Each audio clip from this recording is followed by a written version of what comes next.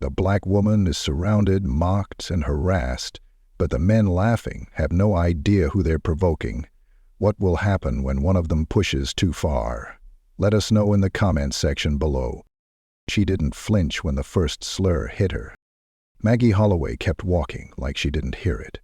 Shoulders relaxed, hands loose at her sides. The grocery bag in her left hand swung in rhythm with her steps, the eggs inside barely jostling. That was the difference between now and a few years ago. Discipline, control. She didn't give people the satisfaction of seeing what they stirred in her, but her silence only made them bolder. "Hey, where you think you going, G.I. Jane?" one of them shouted. She didn't look, didn't stop. Not until the one in the red cap stepped in front of her. He was tall and young, maybe 25, the kind of man who thought a gym membership gave him power. His baseball cap, bright red with the letters MALG embroidered in cheap gold thread, sat crooked on his head, like he'd thrown it on in a rush to prove something. "You deaf or just disrespectful?" he asked, grinning, but his eyes were tight, small, waiting. Maggie stared at him. No emotion, no hesitation, just stared, until he blinked and looked down for half a second. She stepped around him, and that was supposed to be it. But it wasn't. Another one moved to her side, the short one with a limp. His shirt had a slogan across it in white bold letters, "Take our country back." He reeked of stale beer and desperation. "Pretty bold of you to be walking through here," he said, voice low now, a mockery of concern. "You lost or just looking for trouble?" Maggie stopped. Finally. She looked around, really looked. There were 4 of them, blocking the sidewalk. Behind them, their pickup truck idled, country music thumping low from its speakers. The street was quiet otherwise. Most folks in Braxton Heights knew better than to stay out after sunset on a Friday, when the bigots crawled out like roaches. Maggie raised her chin. "You got 30 seconds to move." The tall one snorted. "Or what?" She didn't answer, just shifted the grocery bag into her right hand. That was enough, because that's when the limp one said it, loud, confident. "Nobody's scared of some ex-military black bitch playing soldier in our town." That word, he didn't see her drop the eggs, didn't hear them hit the pavement. He just saw a blur. Maggie moved so fast that he didn't have time to raise his arms. She stepped in, palm flat against his chest, and shoved. He stumbled backward, legs tangling under him, falling hard on his back. Wind gone, mouth open, gasping. The other 3 froze. She didn't move. "You were warned," she said. Her voice was low, steady, cold. It was enough to make the third guy, the one in the hoodie, reach into his waistband. That's when a second voice rang out. A kid. Teenage, tall and lanky, standing across the street with a bag of carryout in his hand and his mouth hanging open. It was Jamal. Neighbor, high school junior, worked at the soul food spot 2 blocks down. She turned slightly, just enough to catch his eyes. "Go home, Jamal." He took off, shoes slapping pavement, food forgotten. The guy in the hoodie stopped moving, hands still near his waistband, but now hesitant. "Didn't expect that, huh?" the 4th one muttered, older and heavier. He took a step back, then another, his bravado leaking out of him like a flat tire. The tall one in the cap forced a laugh, trying to reclaim control. "You think you're tough? This ain't the army, this ain't Afghanistan." Maggie didn't blink. "No, this is home." And that's what made it worse. She turned again, calm as ever, and began picking up her groceries. Only the bread survived. The eggs were cracked, their yellow yolks streaking down the sidewalk like something that had once been alive. One by one, the men backed off, except the one still on the ground. He tried to sit up, groaned. You broke my ribs." She didn't respond. She just walked past him, bread in hand, calm as morning prayer. That night her brother, Kendrick, called. His voice came through the phone, already knowing. "What happened?" he asked. Maggie exhaled. "They tested me." He was quiet for a beat. Then, "You good?" "And fine. Do I need to come down?" "Not yet." But she didn't tell him what she saw in the truck's window as she walked away. A sticker on the dash, half torn, but still legible. Chief Klein for Senate. That name hadn't come up in years, not since their mother's funeral, not since the cover-up, not since the night she and Kendrick promised each other they'd never let Braxton Heights fall completely. Now it was back. And this time, Maggie wasn't walking away. Kendrick Holloway sat alone in his apartment, the TV on mute, the blue light flickering across his sharp features. His phone was still in his hand, call log open to Maggie. He didn't like her tone. She was too calm. He knew that tone better than anyone else. It was the sound of a storm planning itself. He tapped on a folder hidden in his Notes app. It opened to a long list of names, some crossed out, some highlighted. All of them had one thing in common: Braxton Heights. Kendrick wasn't a paranoid man. He was deliberate, analytical. Years of special ops had taught him the difference between suspicion and strategy, and this feeling in his chest wasn't paranoia. It was a warning. Maggie opened the lockbox under her bed. Her fingers didn't shake, but her breathing had slowed, focused. Inside, she kept the things she promised herself she wouldn't need anymore. A burner phone, a sealed envelope labeled KH. A drive, small, unmarked, and encrypted to the teeth. And her knife. She held it for a moment just to feel the weight. She wasn't planning anything, not yet. But in Braxton Heights, peace was always a lie waiting to expire. She thought about the sticker in the truck. Klein.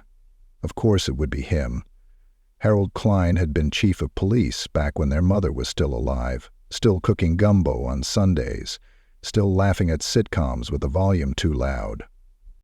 Then came the raid.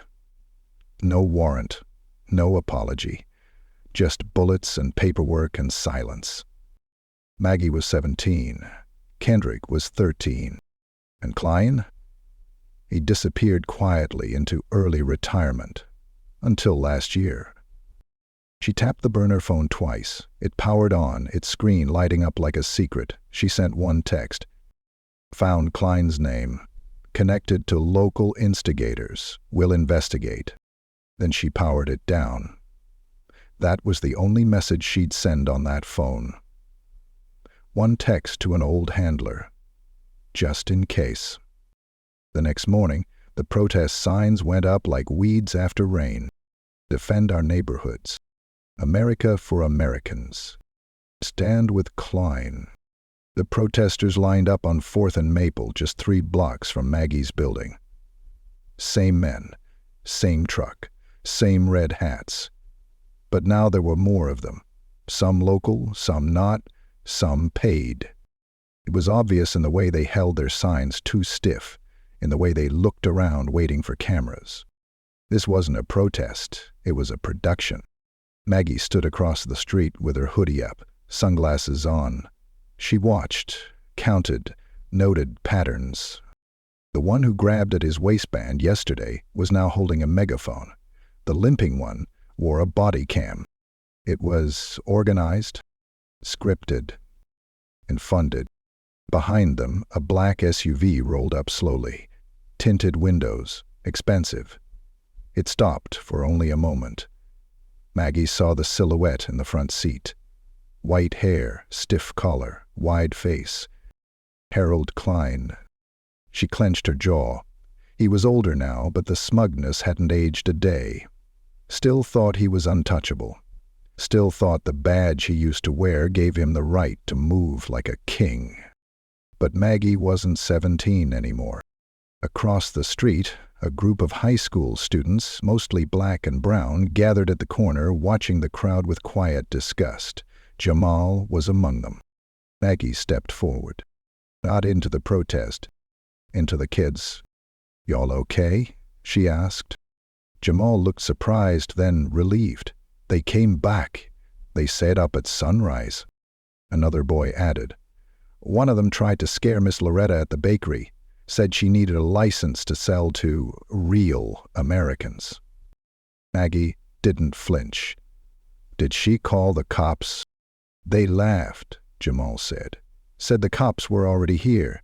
Then one of the officers gave the guy a thumbs up." Maggie's mouth tightened. This was deeper than a few racists with signs. This was a network. She crouched slightly, keeping her voice low. "You all need to go, now. Head to Mr. Henderson's shop. Stay there. Don't come back out till I say." "But—" "Now, Jamal." He nodded, and the kids peeled off like leaves in the wind, cutting through side streets without a second glance. Maggie turned her eyes back to the crowd. That's when she noticed the drone. It hovered just above the rooftops, barely audible. But she saw the flash of its lens. It wasn't city-owned. Too sleek, too quiet. She pulled her phone out and opened the signal scanner app Kendrick had built years ago. It picked up the feed instantly, streaming live, location tagged.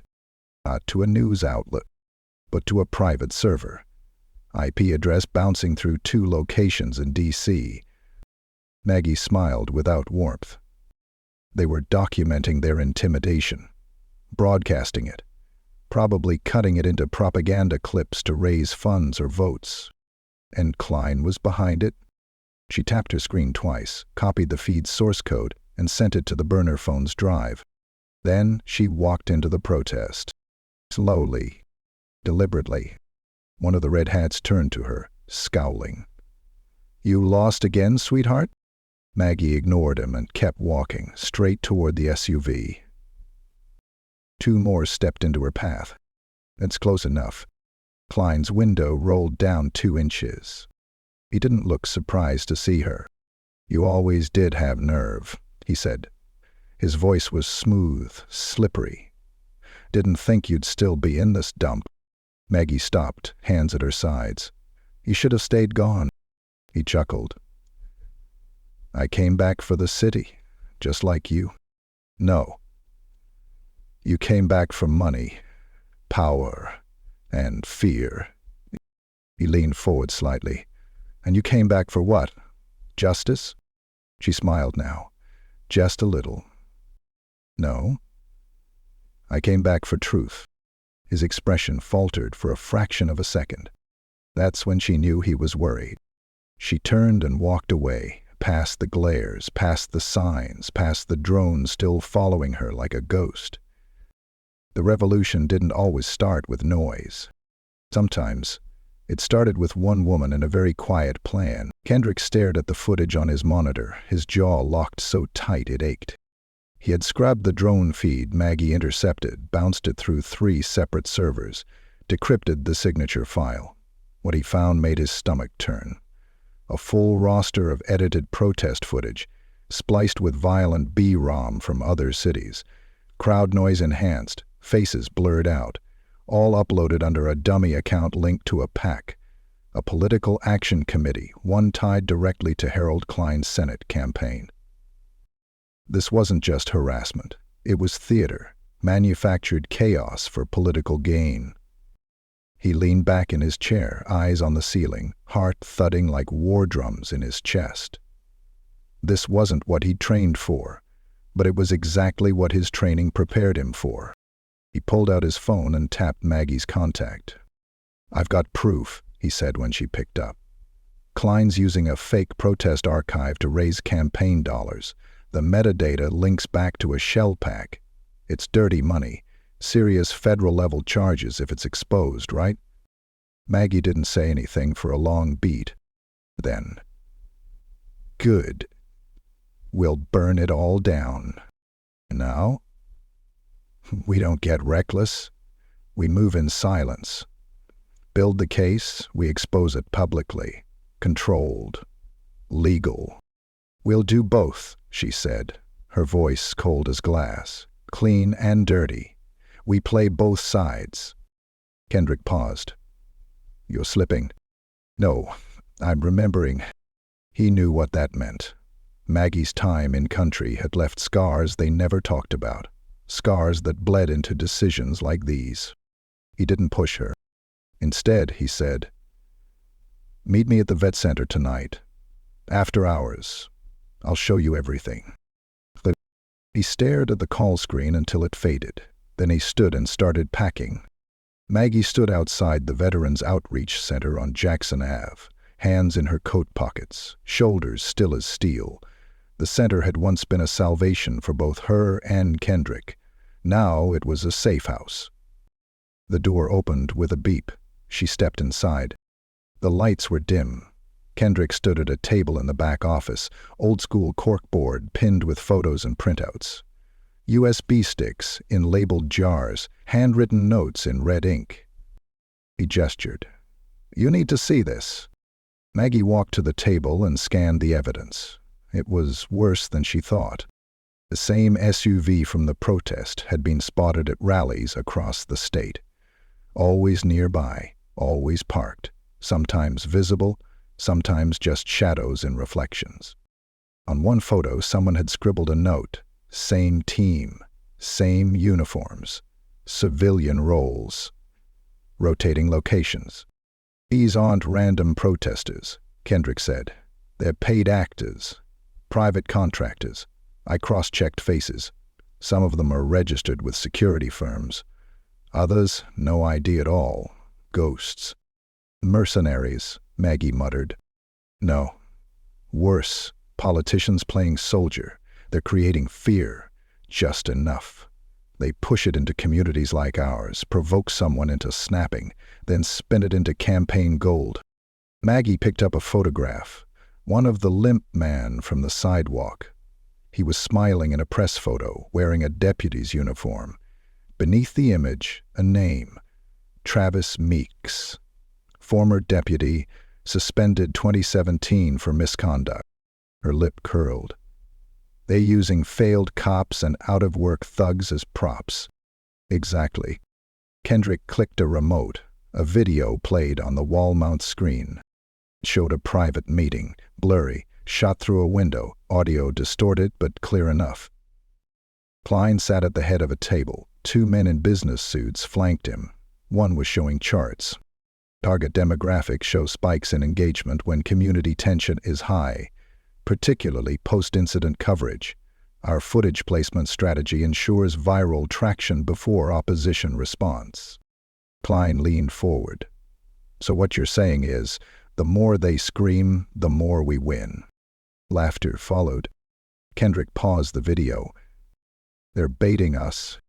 Maggie nodded slowly. Her voice was quiet. "Then, we'll stop being bait." Outside, the wind was picking up. The storm was coming, not from the sky, but from within the city itself, the kind of pressure that fractures pavement and peels roofs off homes. Maggie and Kendrick left the center after dark. Both wore neutral clothes, hats pulled low, bags slung over their shoulders. They weren't going home. They were going hunting. They moved through alleyways and back lots, old paths they memorized as kids.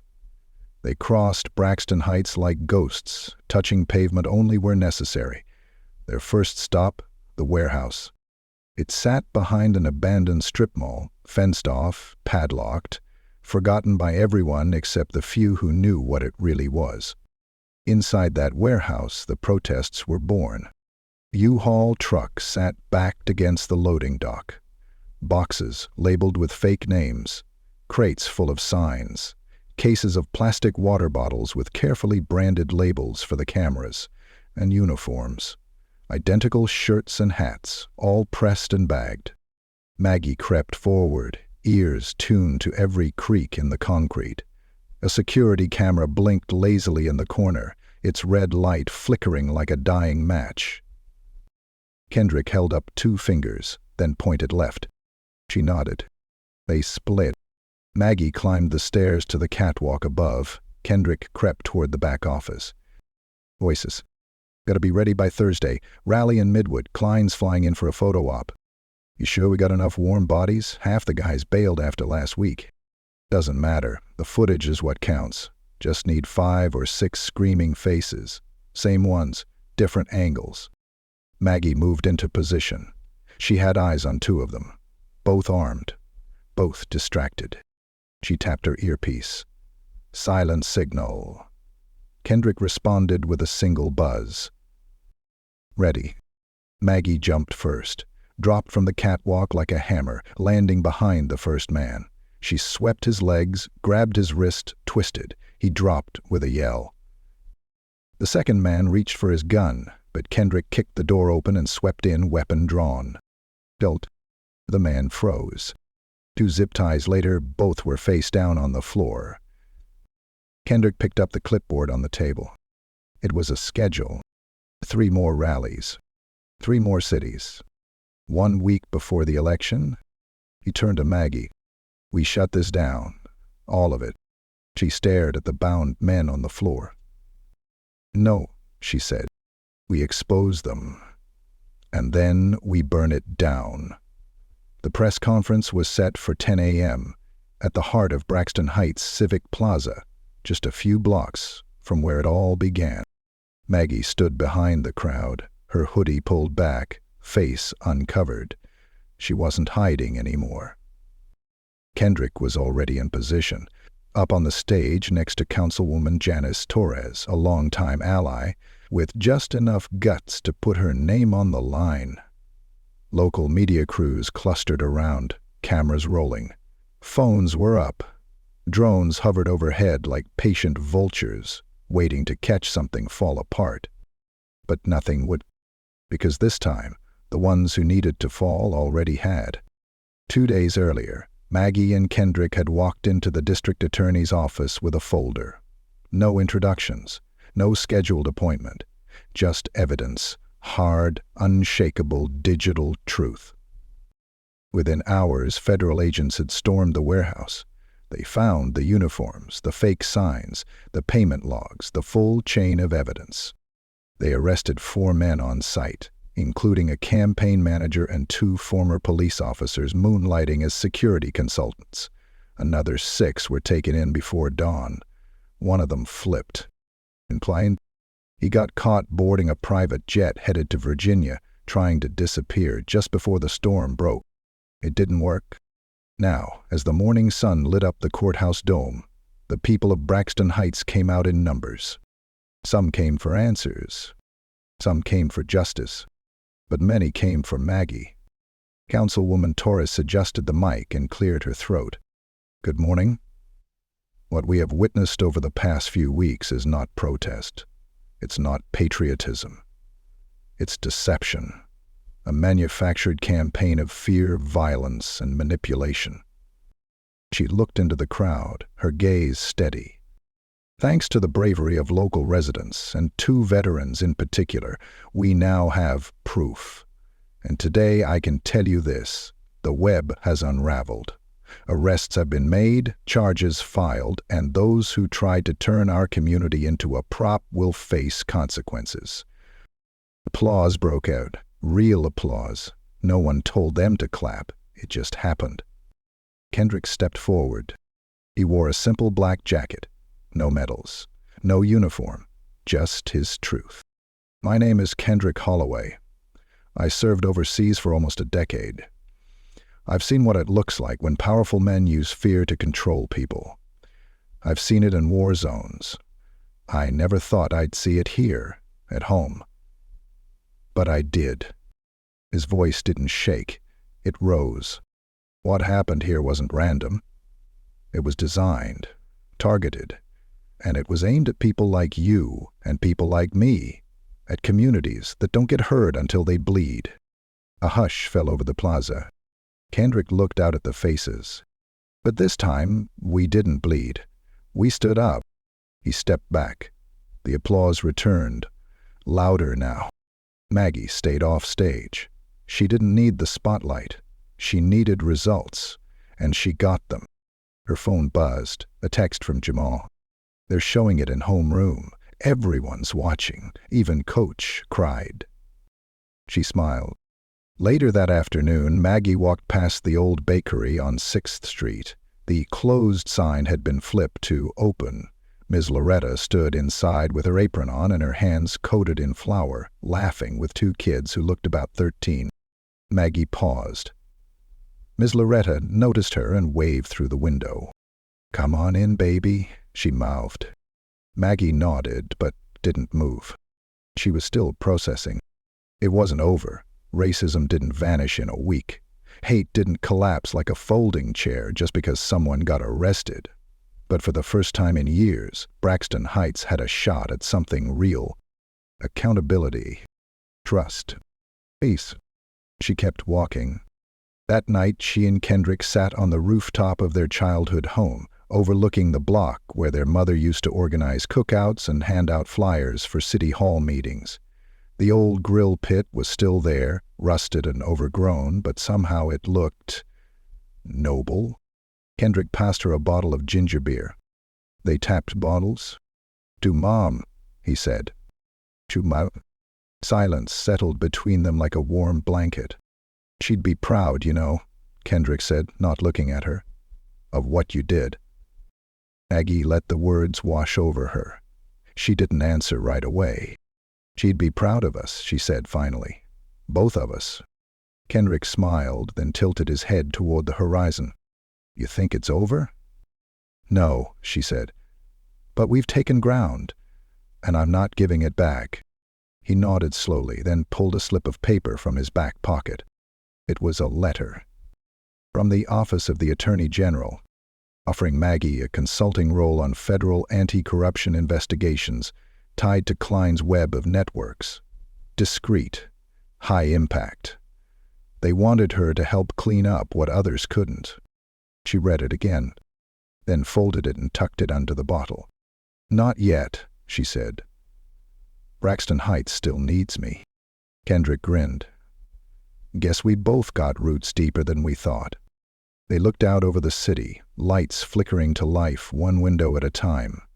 The drone of a train rolled by in the distance, soft and steady.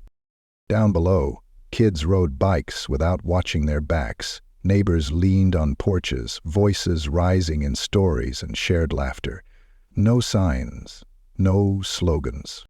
It was people. Maggie closed her eyes. For the first time in a long time, she let herself believe. They had won this round. And for now, that was enough.